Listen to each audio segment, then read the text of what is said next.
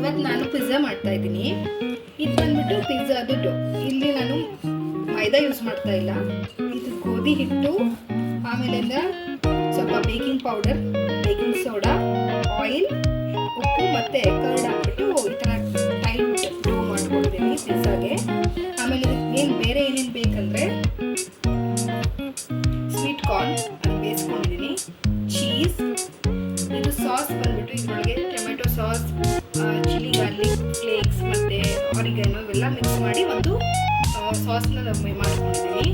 ಆಮೇಲಿಂದ ಟಾಪಿಂಗ್ಸ್ಗೆ green capsicum, red capsicum ಮತ್ತು yellow capsicum ಮತ್ತು ಆನಿಯನ್, ಸ್ವಲ್ಪ ಟೊಮೆಟೊ, ಅಂದರೆ ಚಪಾತಿ ಮಾಡೋದು, ಚಪಾತಿ ಥರ ಅದನ್ನು ಲಟ್ಸ್ಕೊಳ್ಳೋಕ್ಕೆ ಚಪಾತಿ ಪೌಡರ್, ವೀಟ್ ಪೌಡರ್ ಮತ್ತು ಆಯಿಲ್ ಇಷ್ಟು. ಇವಾಗ ನಾನು ಹೇಳ್ತೀನಿ ಹೇಗೆ ಮಾಡೋದು ಅಂತ.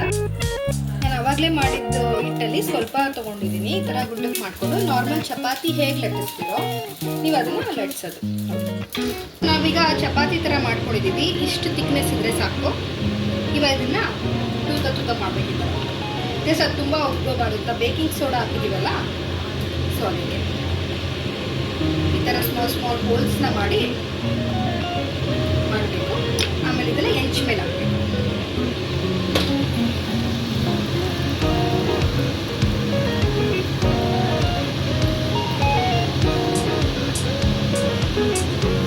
ನೋಡಿ ಈಗ ಈ ಥರ ಬಬಲ್ಸ್ ಬರ್ತಾ ಇದೆ.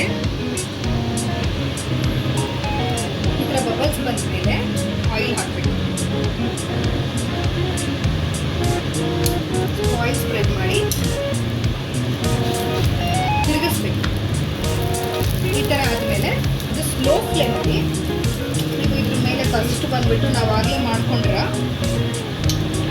ಸಾಸ್ ಏನಿದೆ ಅದನ್ನು ಹಾಕಬೇಕು. ನಿಮಗೆ ಖಾರ ಜಾಸ್ತಿ ಬೇಕಂದರೆ ಜಾಸ್ತಿ ಸಾಸು, ಇಲ್ಲಾಂದರೆ ಎಷ್ಟು ಬೇಕೋ ಅಷ್ಟು ನಿಮ್ಮ ಟೇಸ್ಟ್. ಯೂಶಲಿ ಮಕ್ಕಳಿಗೆಲ್ಲ